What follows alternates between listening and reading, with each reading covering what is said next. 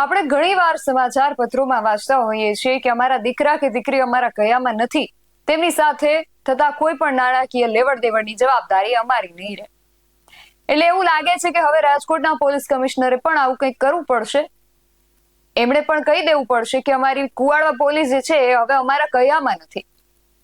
કારણ કુવાડવા પોલીસ ધારાસભ્યો હોય કે પોલીસ કમિશનર, કોઈને ગાંઠતી જ નથી. શા માટે આવું કહેવું પડી રહ્યું છે, બધી જ વિગતો મેળવ્યા અહેવાલમાં.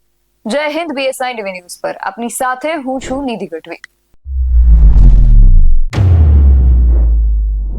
સામાન્ય માણસને પોલીસ પાસેથી એવી જ અપેક્ષા હોય છે કે પોલીસ એમની સમસ્યા સાંભળશે અને એમાંથી આમ બહાર આવવા માટે કોઈ રસ્તો કે કોઈ વિકલ્પ શોધી આપશે. પોલીસ સામાન્ય જનતાની સેવક છે એવું આપણે માનીએ તો છીએ, પણ અને નિયમ મુજબ પણ એ જ સત્ય છે, પરંતુ ખરેખર ધરાતલ પર જોવા જઈએ તો સત્ય કંઈક અલગ જ જોવા મળે છે ને તમે ને હું આપણે સૌ જાણીએ છીએ. રક્ષકના બદલે ભક્ષક બનતી આ પોલીસનો આ ખરો ચહેરો મીડિયા અનેકવાર સામે લાવી ચૂક્યું છે, પણ એમાં કોઈ ખાસ ફેરફાર જોવા નથી મળતો અને આવે પણ નહીં. કારણ કે આ પોલીસ જ્યારે પોતાના જ કમિશનર કે ધારાસભ્યોને પણ ગાંઠતી ન હોય ત્યારે મીડિયા કે સામાન્ય માણસને ગાંઠશે એવી અપેક્ષા રાખવી જ વ્યર્થ છે. રાજકોટની કુવાડવા પોલીસ પણ તેમના જે કમિશનર છે એમના કયામાં નથી. એ આવારાઓ, ગુંડાઓ અને માફિયાઓનું જ કયું કરતી હોય એવું લાગે છે. કારણ કે કુવાડવા પોલીસ પર વારંવાર આક્ષેપો લાગી રહ્યા છે કે સામાન્ય માણસની ફરિયાદ લેવાને બદલે ગુંડાઓ અને માફિયાઓને છાવરી રહી છે. તાજેતરમાં રાજકોટમાં એક બનાવ બન્યો જેમાં એક ખાણીપીણીનો ધંધો કરતા એક વ્યક્તિને અમુક આવારાઓ દ્વારા ઢોર માર મારવામાં આવ્યો. એમણે જ્યારે આ બાબતે કુવાડવા પોલીસ સ્ટેશનમાં ફરિયાદ નોંધાવવા માટે પ્રયાસ કર્યો ત્યારે પોલીસે ફરિયાદીના કહેવા મુજબ ફરિયાદ ન લીધી. પોલીસ માત્ર એક જ વાત કરી રહી હતી કે આ માત્ર ઢીકા પાટું જેવો સામાન્ય માર છે, જ્યારે ફરિયાદીનું કહેવું હતું કે ઢીકા પાટાના સામાન્ય મારમાં ફ્રેક્ચર ન થઈ શકે. ત્યારે કડક કલમોનો ઉમેરો થવો જોઈએ, પરંતુ કુવાડવા પોલીસ પોતાની વાત પરથી ટસની મસ નથી થઈ રહી.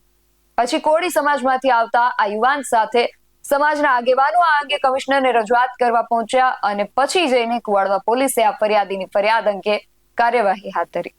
સૌપ્રથમ તો આ યુવાન અને તેમના સમર્થનમાં આવેલા કોળી સમાજના આગેવાનને સાંભળીએ, પછી કુવાડવા પોલીસની નિંભર કામગીરીની વધુ વાત કરીએ.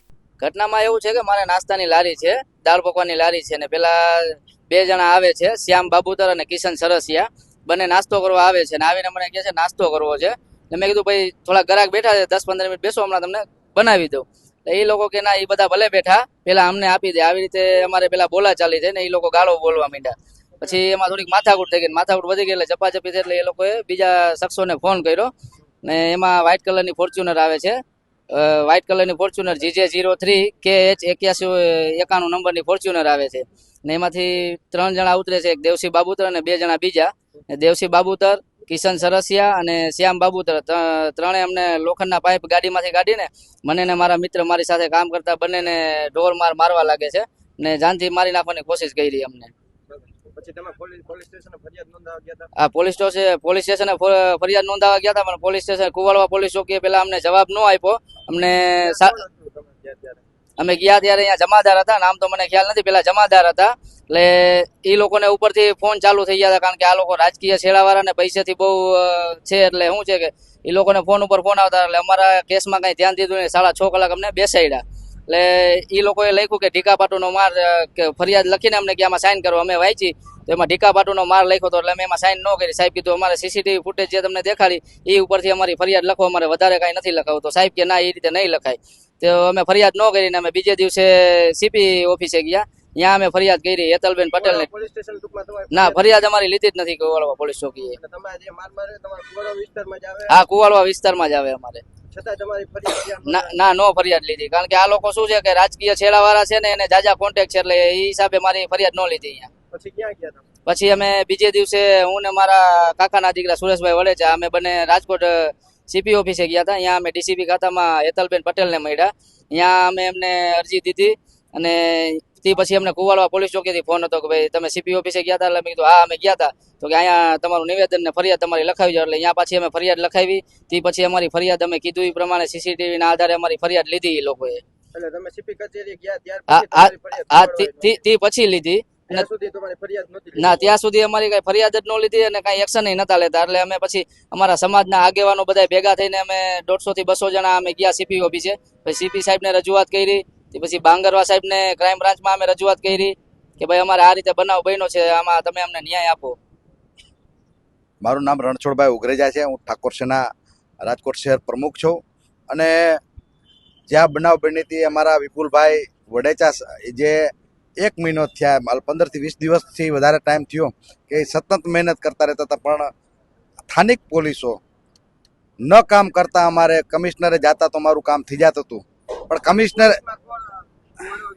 કુવાડવા પોલીસ ચોકી, જે વાંકાનેર વિધાનસભાની કુવાડવા પોલીસ ચોકી છે, ને હું તમને ફરી તમારા માધ્યમથી કહું કે વાંકાનેર વિધાનસભાની પોલીસ છે એ નમાલી છે, રાજનેતાની ગુલામ છે. કારણ કે હંમેશા માટે પોલીસ કાયમી ધોરણે ગુનાઓને સાવરવાનું કામ કર્યું છે. એટલે હું એવું કહીશ કે સમાજની એકતા છે, સમાજ એક મારા આપણા B9 ચેનલથી મારા માધ્યમથી ગુજરાતથી કેવું છે કે સમાજ એક રહીને રહેશે ને તો સમાજના દીકરામાંથી કોઈ આંગળી નહીં શકે. સમાજના આગેવાનોએ સતત મહેનત કરી છે. સમાજના નીમુબેન બાંભણિયા, અમારા કેન્દ્રીય મંત્રી, કેબિનેટ મંત્રી કુંવરજીભાઈ બાવળિયા, પરસોત્તમભાઈ સોલંકી, આ બધાએ કાલે અમે ગાંધીનગર આવેદનપત્ર દીધું, એને રજૂઆત કરી. ત્યારે એને એવું કીધું, અહીંયા ઘણા અધિકારીઓને ફોન કર્યા કે ભાઈ તમારે અમારા જે છોકરા ઉપર અમારા સમાજના દીકરા માટે જે માર માર્યો છે એને પકડવાના છે કે તમારા આંકણે પણ અમારે બગદાણાવારી કરીએ. ત્યારે આ લોકોએ બીજે દિવસે આ લોકોને જે કાંઈ છેડાહારી કરી અને હાજર થયા છે છેડાહારી કરીને. એટલે મારે એ કહેવું છે સમાજના આગેવાનોનો ખૂબ ખૂબ આભાર.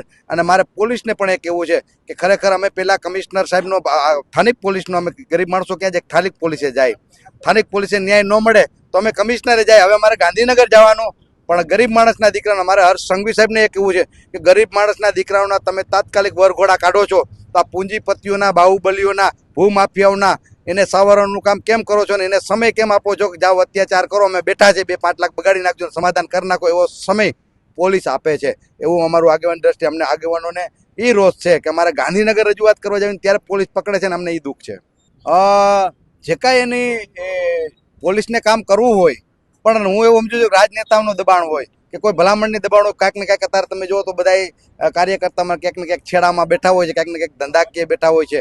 એટલે હું એવું સમજુ છું કે બધાય મિલી ભગત આજે સમજી લો ને કે તમને ખબર કે હવાલા કબલા ખાલી થતા હોય તો પહેલામાં પોલીસ પકડી જાય ને પછી અહીંયાથી બુલડેઝર મારે અને પછી ઓલાને લઈ જાય ને પછી કે તમારો સામાન આયા પીડ્યો છે, દબાણ કરીને આ બધું. એવી રીતે વિપુલભાઈ માથે પણ પોલીસે દબાણ કર્યું હતું, ઢીકાપાટું માર્યા છે. તને ક્યાંય પાઇપ બાઇપ નથી માર્યા. ભાઈ ઢીકાપાટુમાં ફ્રેક્ચર ન થાય તમે જો, પણ પોલીસ છે ને બચાવવાનું કામ કરે. તમે જે કહો છો એ લગતી નથી. ગાઈડના આરોપીની જેમ વિપુલભાઈને 6 કલાક બેહાર્યા, તમને એ દુઃખ છે. હાલ બગદાણા મુદ્દે કોળી સમાજ વિફર્યો છે ને રાજકોટમાં પણ બગદાણાવાળી કરવાની ધમકી. સાંસદ નીમુબેન બાંભણિયાની ભલામણ પછી છે કુવાડવા પોલીસ યુવાનની ફરિયાદ લીધી. પણ આ એ જ કુવાડવા પોલીસ છે જેની ઉપર આજથી લગભગ 3 મહિના અગાઉ પણ ફરિયાદ ન લેવાના આક્ષેપ લાગી ચૂક્યા છે. અને એ વખતે તો 2 ધારાસભ્યો, પોલીસ કમિશનર આ બધાએ ફરિયાદ લેવાનું કહ્યું હતું, છતાં કુવાડવા પોલીસ પોતાની જ મનમાની કરી રહી હતી. 3 મહિના અગાઉ એક મહિલાએ પોતાની જે જમીન છે એ ભૂમાફિયાઓ દ્વારા હડપ કરી લેવાની ફરિયાદ જે છે એ કરવામાં આવી હતી. અને હવે આજે 2-3 મહિના જેટલો સમય વીતી ગયો હોવા છતાં આ કેસમાં શું થયું છે એ જાણીને તમને પણ આશ્ચર્ય થશે.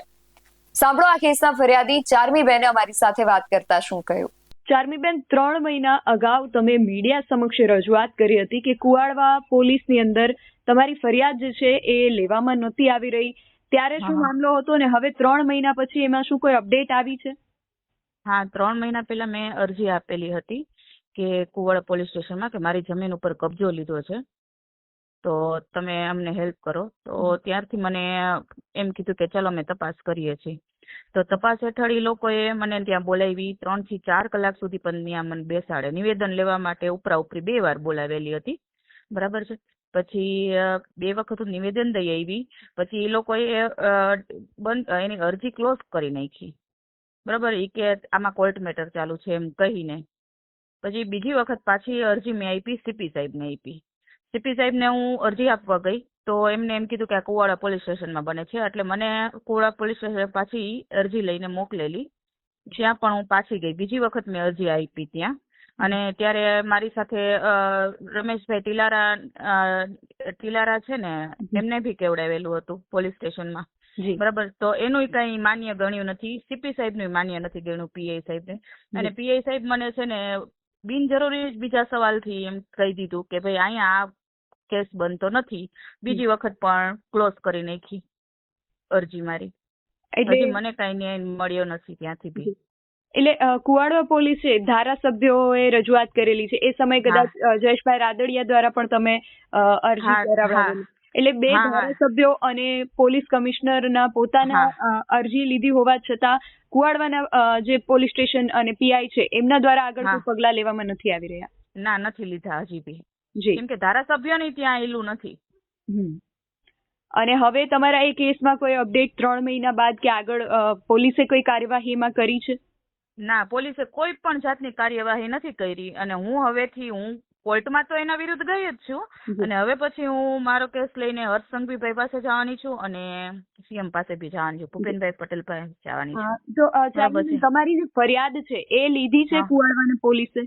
નથી લીધેલી. હજુ કુવા સુધી પોલીસ ફરિયાદ પણ સ્ટેશનમાં નથી હજી સુધી મારી ફરિયાદ લીધેલી નથી. મને ખાલી 2 થી 3 કલાક સુધી બેસાડી રાખે છે. એને એમ છે કે આ કંટાળીને વહી જશે. અને તમે આ બાબતને લઈને ફરિયાદ કરતાને કેટલો સમય થયો? આ 2 કે 3 મહિના જેવું થઈ ગયું. એટલે આટલો સમય વીતી ગયો હોવા છતાં બે ધારાસભ્યો અને પોલીસ કમિશનરે પોતે અરજી ગુનો જે છે એ દાખલ કરવા જેવી અરજી છે એ વાત માન્ય રાખી હોવા છતાં પોલીસ જે છે કુવાડવાના પીઆઈ જે છે એ ફરિયાદને નથી લઈ રહ્યા. હા, પોલીસ ફરિયાદ નથી રહી. બાકી ધારાસભ્યએ તો કીધું છે કે આમાં ગુનો બને છે. સીપી સાહેબે બી કીધું છે પણ એ કે ત્યાંથી તમારી ફરિયાદ લઈ લેશે, છતાં એનું માન બી નથી રાખ્યું સીપી સાહેબની. તો ચાર્મીબેન, તમે હવે આગામી સમયમાં શું પગલાં લેવાનું વિચારી રહ્યા છો? આગામી સમયમાં મારે હર્ષ સંઘવીભાઈ સાથે મીટિંગ કરવાની છે. ત્યાં જઈને મારે અરજી આપવાની છે અને સીએમ સાહેબને બી અરજી આપવાની છે. કેમ કે અહીંયા તો હવે કોઈ રાજકોટમાં તો કોઈ સાંભળતું નથી. હવે કદાચ ત્યાં સાંભળે. ચાર્મીબેન, તમે અમારી સાથે જોડાયા તે બદલ. ધારાસભ્ય રમેશ ટીલાળાએ રજૂઆત કરી, એમનું ન સાંભળ્યું. ધારાસભ્ય જયેશ રાદડિયાએ રજૂઆત કરી, એમનું પણ ન સાંભળ્યું. પોલીસ કમિશનરે આદેશ આપ્યો, એમનું પણ ન સાંભળ્યું. અને હવે આ બેન હર્ષભાઈ સંઘવીને રજૂઆત કરવાના છે. તો હર્ષભાઈ, તમારી આ પોલીસ તમારું સાંભળશે કે તમને પણ નહીં ગાંઠે? રાજકોટની કુવાડવા પોલીસના આ વર્તન વિશે તમારું શું માનવું છે? અમને કમેન્ટ કરીને ચોક્કસથી જણાવજો. આવા જ વધુ અહેવાલો સાથે મળતા રહીશું. તમે મારી યુટ્યુબ ચેનલને સબસ્ક્રાઇબ કરવાનું અને અમને ફેસબુક અને ઇન્સ્ટાગ્રામ પર ફોલો કરવાનું ભૂલશો નહીં. બાકી અવનવી અપડેટ્સ માટે આપ જોતા રહો PSI TV ન્યૂઝ. નમસ્કાર.